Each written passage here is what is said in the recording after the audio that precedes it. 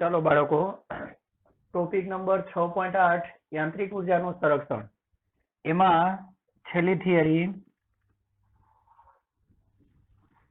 ચાલો સાબિત કરો કે અથવા દર્શાવો કે મુક્ત પતન પામતા પદાર્થમાં મુક્ત પતન પામતા પદાર્થ માટે, કારણ કે મુક્ત પતન એટલે આપણને ખબર છે કે ગુરુત્વાકર્ષી ક્ષેત્ર, અને ગુરુત્વાકર્ષી ક્ષેત્ર એટલે સંરક્ષી બળ, અને સંરક્ષી બળમાં હંમેશા યાંત્રિક ઉર્જાનું સંરક્ષણ થાય છે. ચાલો સાબિત કરો કે મુક્ત પતન પામતા પદાર્થમાં અથવા પદાર્થ માટે યાંત્રિક ઉર્જાનું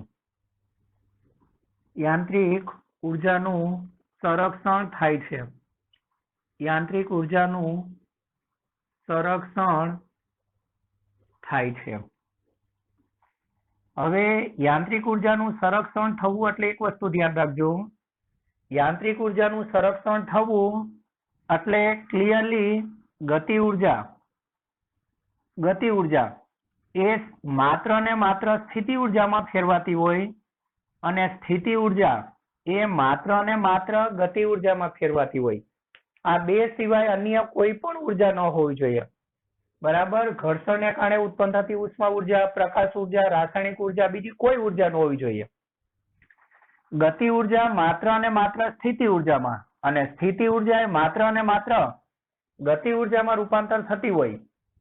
બરાબર, તો સમજવાનું કે યાંત્રિક ઉર્જાનું સંરક્ષણ થાય છે. અને આવું ક્યારે પોસિબલ બને? માત્ર ને માત્ર સંરક્ષી બળ હોય તો જ. ચાલો આટલું ધ્યાન રાખવાનું. બરાબર, ચાલો આમાં આપણે ધારી લેશું, ધારો કે આપણે મુક્ત પતન પામતો પદાર્થ ને, એટલે ચાલો આપણે શું કરશું, આ ટાવરની ટોચ પરથી એમ દળના પદાર્થને મુક્ત કરાવીશું. બરાબર, ચાલો આની આપણે ઊંચાઈ h રાખીએ. ચાલો આની ઊંચાઈ કેટલી રાખશું? અહીંયા બતાવી દઈએ, h, કેપિટલ H ઊંચાઈથી આને મુક્ત પતન કરાવીએ. હવે તમે આને મુક્ત પતન કરાવો એટલે ઓબ્વિયસલી કે આ જગ્યાએ h ઊંચાઈનો વેગ કેટલો હશે? 0. એનો પ્રારંભિક વેગ કયો? ચાલો હવે આપણે આમાં શું ચકાસવાનું છે? યાંત્રિક ઉર્જાનું સંરક્ષણ થવું એટલે શું? તો જુદી જુદી 2-3 જગ્યાએ આપણે યાંત્રિક ઉર્જા મેળવીશું. ચાલો એક તો આપણે h ઊંચાઈ મેળવશું, પછી આ જગ્યાએ ધારો કે આ જગ્યા એ સ્મોલ h ઊંચાઈએ છે, અને ત્રીજું આપણે ક્યાં મેળવશું? જમીન પર. હવે આ પદાર્થ મુક્ત પતન કરે છે, એનો ગતિપથ આ રીતે હશે.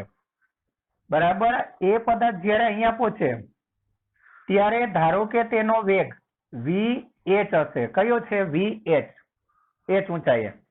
અને એ પદાર્થ જ્યારે જમીનને અથડાય ત્યારે ધારો કે તેનો વેગ vg, ગ્રાઉન્ડ છે. બરાબર, ચાલો આ જગ્યાએ જે યાંત્રિક ઉર્જા છે ને, આ જગ્યાએ જે યાંત્રિક ઉર્જા છે એને આપણે EH ધારી લઈએ. ચાલો કેપિટલ H ઊંચાઈએ યાંત્રિક ઉર્જા EH, સ્મોલ h ઊંચાઈએ યાંત્રિક ઉર્જા E સ્મોલ h ધારીએ, અને જમીન પર જે યાંત્રિક ઉર્જા હશે એને આપણે EG ધારીએ. બરાબર, લખાણમાં તમારે આ લખી દેવાનું છે.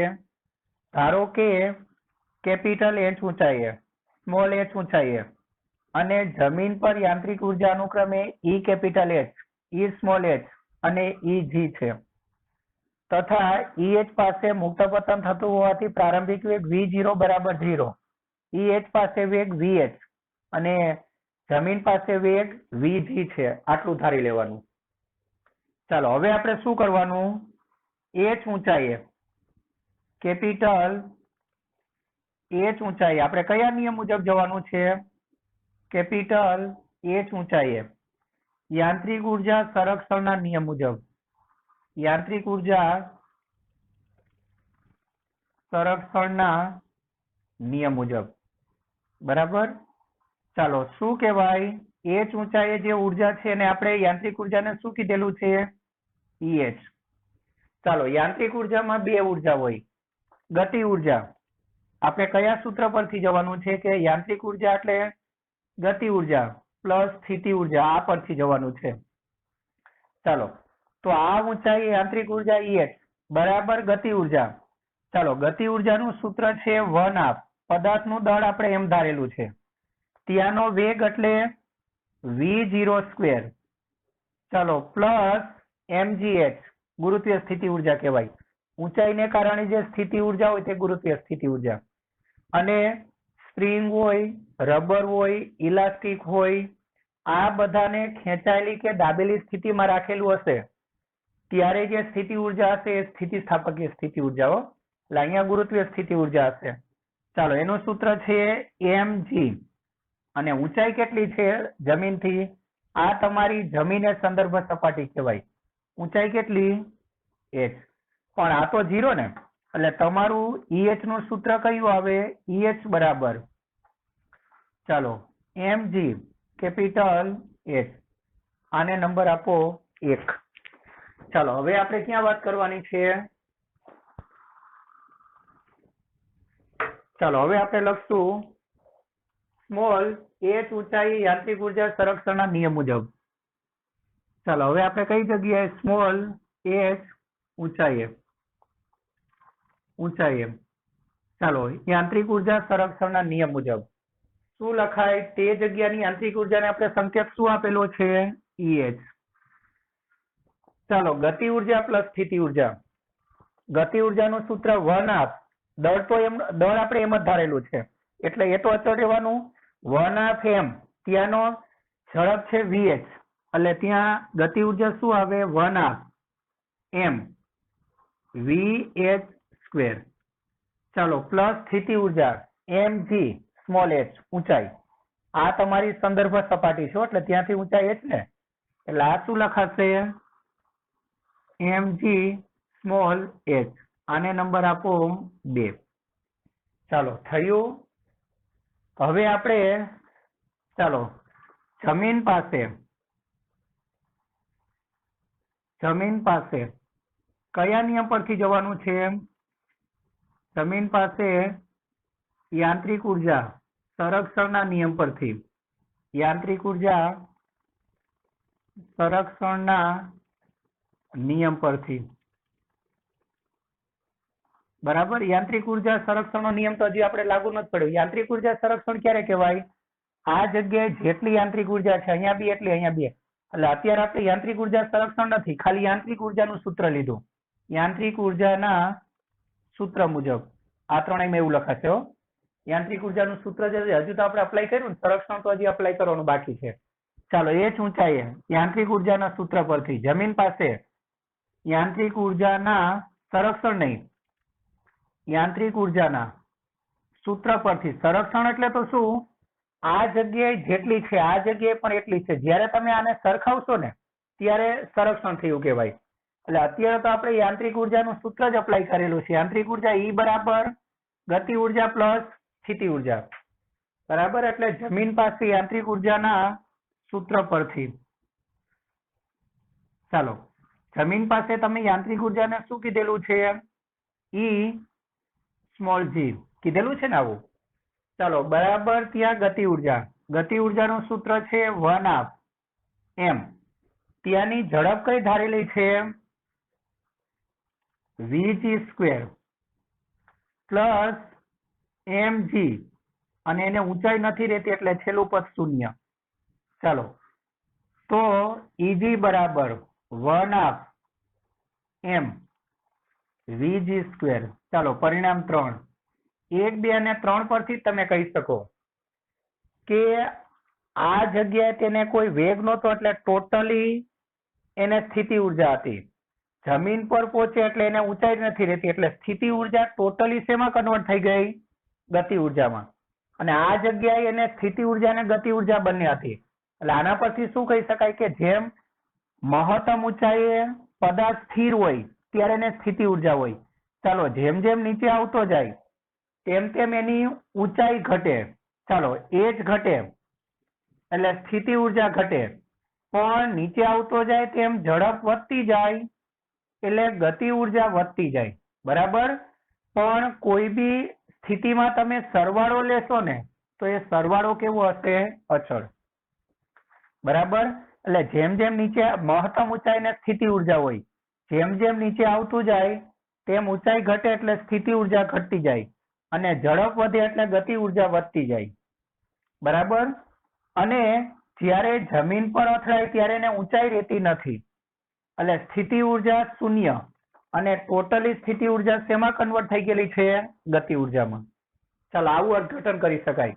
અને કોઈ પણ તબક્કે તમે સરવાળો માપશો તો હંમેશા કેવો રહેશે? અચળ. ચાલો, હવે તમારે યાંત્રિક ઉર્જા સંરક્ષણનો નિયમ અપ્લાય કરવાનો છે. ચાલો, યાંત્રિક ઉર્જા સંરક્ષણના નિયમ પરથી, યાંત્રિક ઉર્જા સંરક્ષણના નિયમ પરથી હવે સંરક્ષણનો નિયમ અપ્લાય કરો. ચાલો, આપણે શું કરશું? યાંત્રિક ઉર્જાનું સંરક્ષણ થવું એટલે ખબર ને, આ જગ્યાએ જેટલી યાંત્રિક ઉર્જા હશે અહીંયા બી એટલી જ હશે. એટલે આપણે શું કહેશું? ચાલો, આપણે કહેશું EH બરાબર EH. ચાલો, કહેવાય આટલું. EH કેટલા છે? mgh. mgh, sorry, capital H હો, mg કેપિટલ H. અને EH કેટલા છે? ચાલો, EH કેટલા છે? તો પેલા આપણે આ લઈ લઈએ. ચાલો, પેલા આ લઈ લઈએ EH અને EG લઈ લઈએ, પછી પેલું લેશું EH બરાબર EG. ચાલો, EH એટલે mgh અને EG એટલે કેટલા? 1/2 m vg સ્ક્વેર.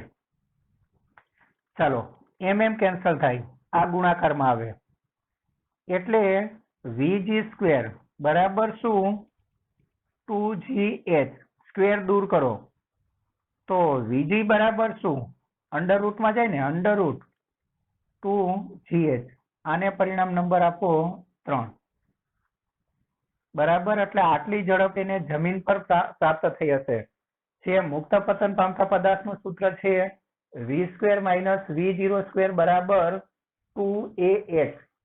એને અનુરૂપ છે. જુઓ, v² - v0² બરાબર 2gh.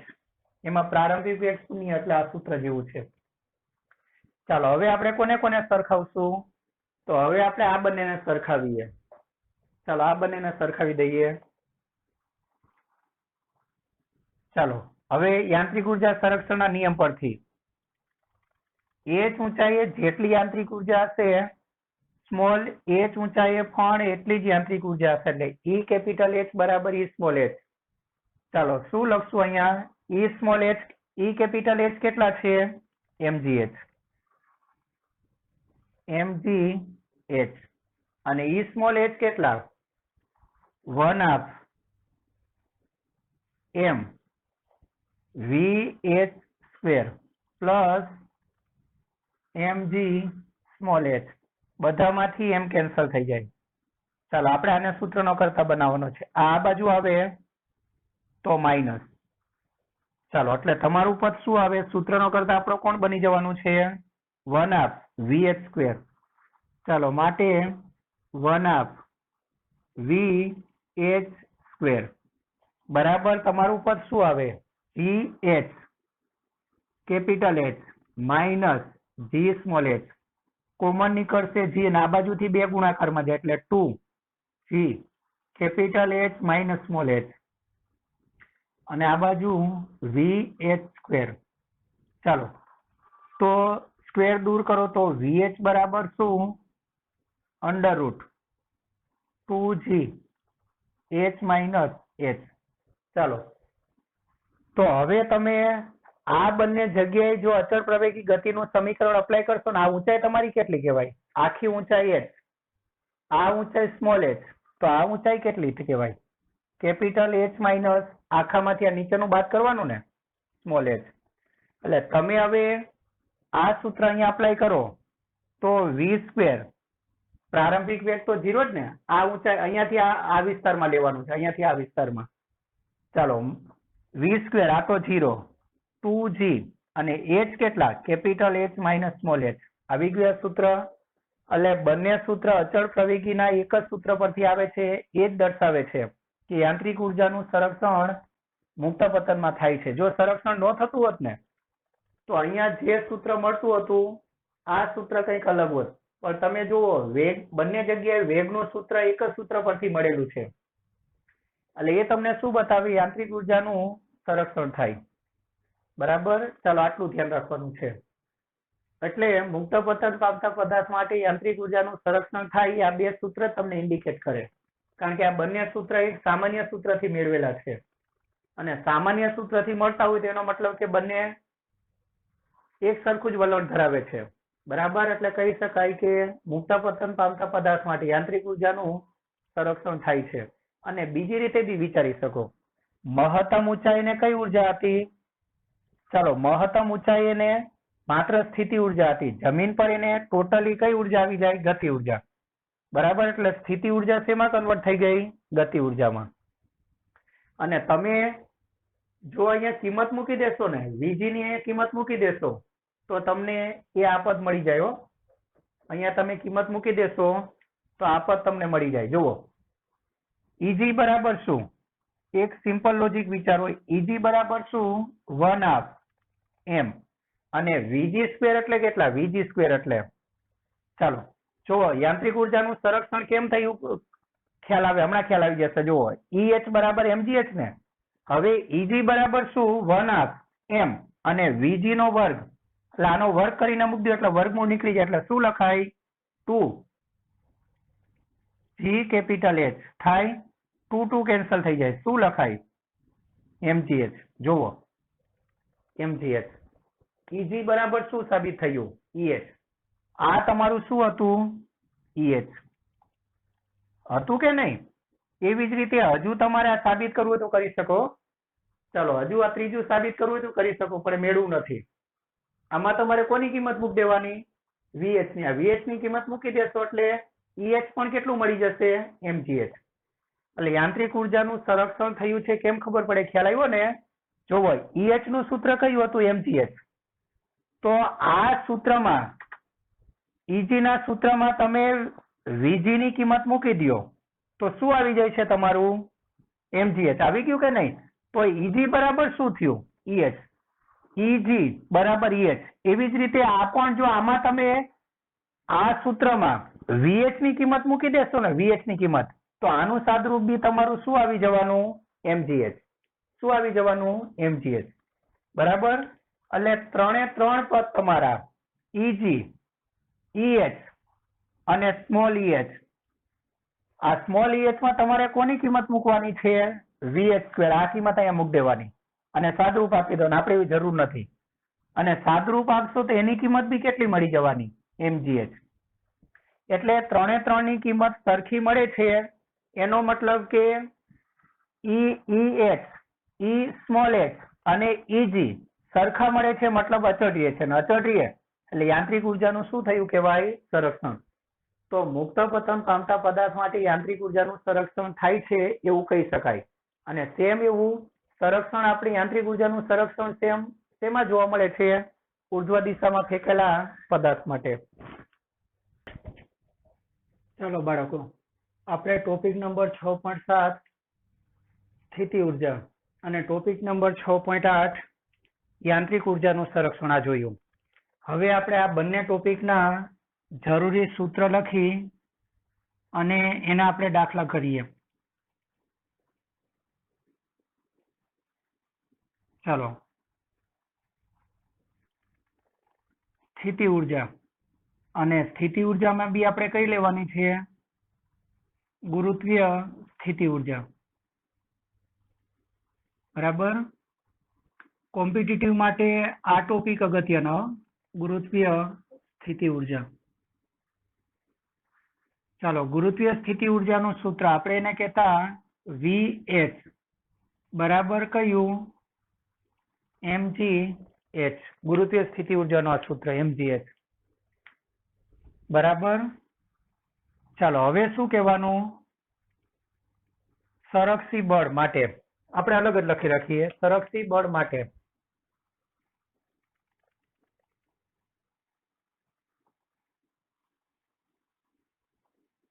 ચાલો સંરક્ષી બળ માટે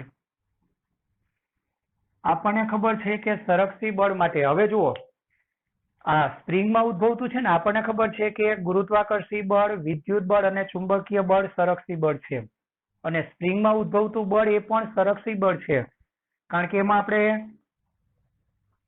અવરોધક બળ બધા અવગણી નાખીએ છીએ એટલે સ્પ્રિંગમાં ઉદ્ભવતું બળ પણ સંરક્ષી બળ જ છે. એક જ બળ અત્યારે આપણા સિલેબસમાં એક જ બળ અસંરક્ષી બળ છે. કયું?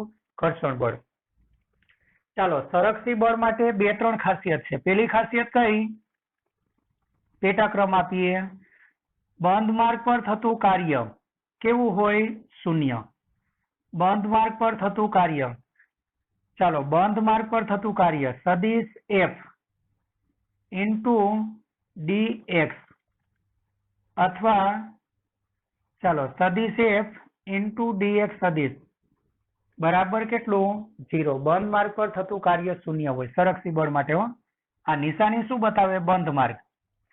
ચાલો બીજું, બંધ માર્ગ પર થતું કાર્ય શૂન્ય હોય. બળ અને સ્થિતિ ઉર્જા વચ્ચેનો સંબંધ. બળ અને સ્થિતિ ઉર્જા વચ્ચેનો સંબંધ. બળ અને સ્થિતિ ઉર્જા વચ્ચેનો સંબંધ. ચાલો આપણને ખબર છે બળ કેવી રીતે મળે? તો જે સ્થિતિ ઉર્જા છે ને, સ્થિતિ ઉર્જા ને V લખો ને Vx લખો તો વાંધો નહીં. ચાલો સ્થિતિ ઉર્જાનું અંતરની સાપેક્ષે વિકલિતનું કયું મૂલ્ય લેવાથી? ઋણ મૂલ્ય લેવાથી આપણને બળ મળે છે. બરાબર. ચાલો પછી યાંત્રિક ઉર્જા સંરક્ષણનો નિયમ. યાંત્રિક ઉર્જા અને આમાં સંરક્ષી બળ હોવું જોઈએ. ઘર્ષણ બળના કેસમાં યાંત્રિક ઉર્જાનું સંરક્ષણ ન થાય, યાદ રાખજો, કારણ કે સંરક્ષી બળ નથી. યાંત્રિક ઉર્જા સંરક્ષણનો નિયમ. ચાલો અગત્યની શરત, માત્ર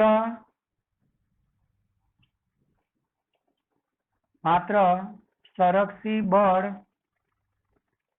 માટે જ મળે. આ યાંત્રિક ઉર્જા સંરક્ષણ એ સંરક્ષી બળ માટે જ મળે છે. ચાલો યાંત્રિક ઉર્જા સંરક્ષણનો નિયમ. તો આપણને ખબર છે કે ગતિ ઉર્જા પ્લસ સ્થિતિ ઉર્જા બરાબર અચળ. અને આ અચળને આપણે શું કહેતા? આ અચળને શું કહેતા? આંતરિક ઉર્જા. યાંત્રિક ઉર્જા. યાંત્રિક. ચાલો પછી ફેરફાર વાળું સૂત્ર કયું હતું? ડેલ્ટા કે પ્લસ ચાલો ડેલ્ટા VH બરાબર 0. ચાલો આટલું ધ્યાન રાખવાનું છે. હવે આ ટાઈપના દાખલા લઈએ.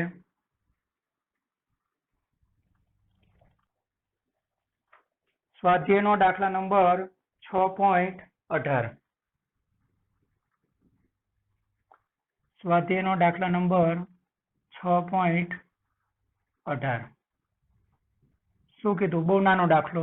શું કીધું? વાંચો. એક લોલકના ગોળાને સમક્ષિતિજ સ્થાન પરથી છોડવામાં આવે છે. હવે ધારો કે એક લોલકના ગોળાને સમક્ષિતિજ સ્થાન પરથી છોડવામાં આવે છે. એટલે લોલકનો ગોળો છે ને, ધારો કે આધાર અને આ લોલક, તો આ છે ને શિરોલંબ સ્થિતિ કહેવાય. સમક્ષિતિજ સ્થાન એટલે આ, એટલે આ જગ્યાએથી આને છોડવામાં આવે. એટલે આ જગ્યાએ કેવું હતું? સ્થિર હતું. એટલે આ જગ્યાએ કોઈ એને વેગ નહોતો. ચાલો શું કીધું જુઓ. એક લોલકના ગોળાને સમક્ષિતિજ સ્થાન પરથી છોડવામાં આવે છે. આકૃતિ દોરી દઈએ.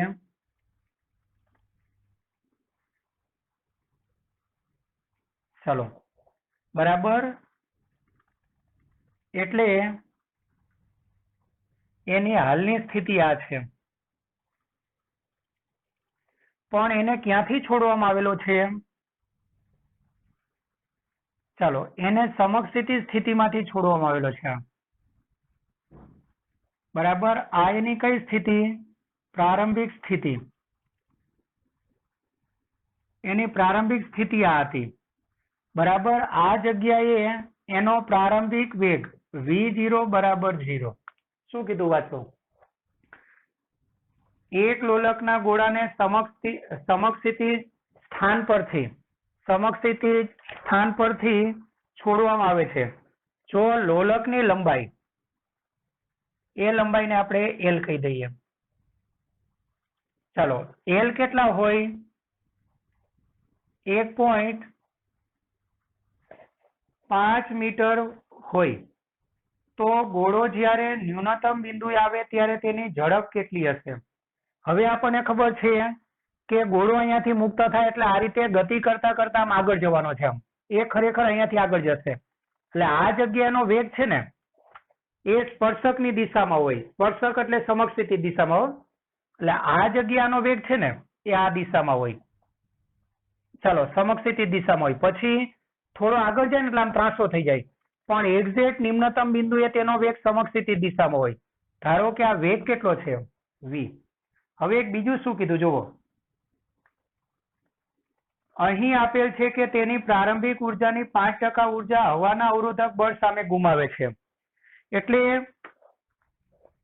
આ જગ્યાએ માત્ર બિંદુઓના નામ આપી દઈએ ચાલો આ બિંદુને હું શું કહું એ આ બિંદુને હું શું કહું બી એટલે આ જગ્યાએ જે 100% ઉર્જા હતી ને અને 100% કઈ ઉર્જા હતી તો ત્યાં જુઓ એને ગતિ નહોતી એટલે ત્યાં એને ગતિ ઉર્જા નહોતી માત્ર કઈ ઉર્જા હતી સ્થિતિ ઉર્જા કારણ કે જમીનથી કેટલી ઊંચાઈએ છે આ તમારી શું કહેવાય સંદર્ભ સપાટી આ જે છે એ તમારી સંદર્ભ સપાટી કહેવાય આ અહીંયા દૂરથી આ દોરી દઉં આ તમારી શું કહેવાય સંદર્ભ સપાટી મેજોરિટી સ્થિતિ ઉર્જા મેળવવામાં કોઈ પણ આકૃતિમાં સંદર્ભ સપાટીએ લગભગ નિમ્નતમ બિંદુને લેવાય ચાલો આપણે નીચે લખી દેશું બરાબર સંદર્ભ સપાટી તો સંદર્ભ સપાટીથી એની સીધી ઊંચાઈ કેટલી 1.5 અને ઊંચાઈ રહેલો પદાર્થ એ સ્થિતિ ઉર્જા ધરાવે છે એટલે આ જગ્યાએ સ્થિતિ ઉર્જા છે પણ ગતિ ઉર્જા નથી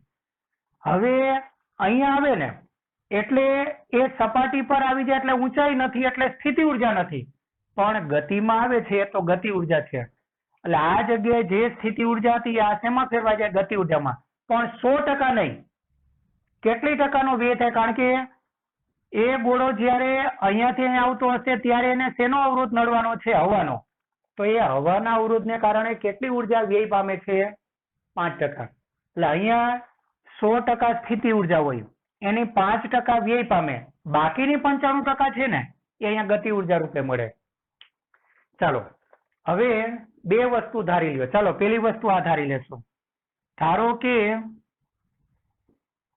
ધારો કે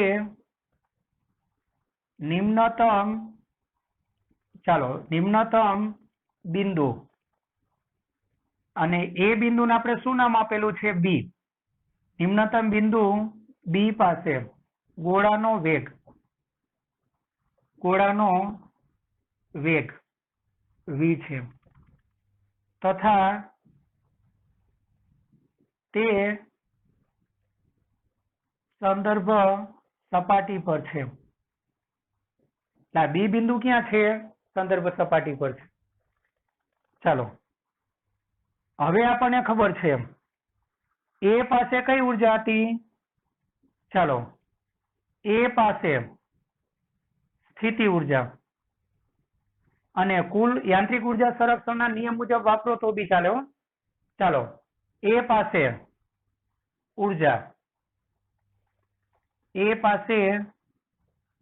યાંત્રિક ઉર્જા ચાલો માઇનસ કેટલા ટકા 5% -5% બરાબર ચાલો એ પાસે જે યાંત્રિક ઉર્જા હતી એમાંથી 5% વ્યય થઈ ગયો બાકીની ઉર્જા એને કયા બિંદુ પાસે મળે છે બી પાસે યાંત્રિક ઉર્જા બરાબર ચાલો હવે એ પાસે યાંત્રિક ઉર્જા તો યાંત્રિક ઉર્જા સંરક્ષણના નિયમ મુજબ આપણને ખબર છે E બરાબર ચાલો A પાસે ગતિ ઉર્જા પ્લસ A પાસે સ્થિતિ ઉર્જા માઇનસ 5%. 5% એટલે આના 5% હોય, આપણે પછી કરીએ. 5% બરાબર B પાસે ગતિ ઉર્જા પ્લસ B પાસે સ્થિતિ ઉર્જા થાય આટલું. ચાલો VA કેટલા છે? આ KA એટલે A પાસે ગતિ ઉર્જા 0. એટલે આ તમારું પદ શું આવે? 1/2 mv². અને ડાયરેક્ટ કરો તો વાંધો નહીં. ચાલો A પાસે યાંત્રિક ઉર્જા -5% એટલે ડાયરેક્ટ કેટલા ટકા? 100% માંથી 5% નીકળી જાય, ડાયરેક્ટ જ કરી નાખો એટલે કેટલા ટકા બચે? 95%. બરાબર. આ કેવી રીતે ખ્યાલ આવ્યો ને? અહીંયા જે 100% હોય એમાંથી 5% વપરાય છે એટલે આ 100%, એમાંથી 5% કાઢી નાખો એટલે 95%. ચાલો 1/2m 1/2m અને ત્યાં વેગ કેટલો છે? 0² 1/2 mv². ચાલો ત્યાં સ્થિતિ ઉર્જા mg અને h તરીકે શું લેવાનું? h એટલે ઊંચાઈ હો, ત્યાંની ઊંચાઈ કઈ છે? સંકેત આપી દો l. કેટલા ટકા? 95 એટલે 95/100. ચાલો B પાસે ગતિ ઉર્જા 1/2 દળ m. B પાસે વેગ કેટલો છે? v². અને B પાસે સ્થિતિ ઉર્જા mg, એની ઊંચાઈ કેટલી? સંદર્ભ સપાટી ત્યાં છે 0 ને. ચાલો થશે આટલું. આ 0 લખવાની જરૂર નથી. એટલે આ તમારું પદ mgl ગુણ્યા 95/100 એટલે 0.95. 2 પોઈન્ટ કાપવાના ને. ચાલો આ 0 કયું આવે? 1/2 mv². આ તો ખબર પડી ને? આ ખબર પડી ને? કારણ કે 5% વ્યય પામે એટલે 100% હોય એમાંથી વ્યય પામે એટલે એટલી કાઢ નાખવાની. એટલે 100 માંથી 5% જાય તો 95%. બરાબર. એટલે ડાયરેક્ટ જ અહીંયા લખી દેવાનું 95%. આના 95%. એ પાસે જે કુલ ઉર્જા છે એના 95%. ચાલો બંને બાજુથી એમ કાઢી નાખો. v² શોધવાનું ને. ચાલો માટે v² બરાબર 2 ગુણાકારમાં જાય. ચાલો 2 gl ગુણ્યા 0.95. ચાલો 2 ગુરુત્વ પ્રવેગ નથી કીધું એટલે 9.8 લઈ લ્યો ને. 9.8 l કેટલા? 8.5 અને 0.95. ચાલો સાદરૂપ આપીએ.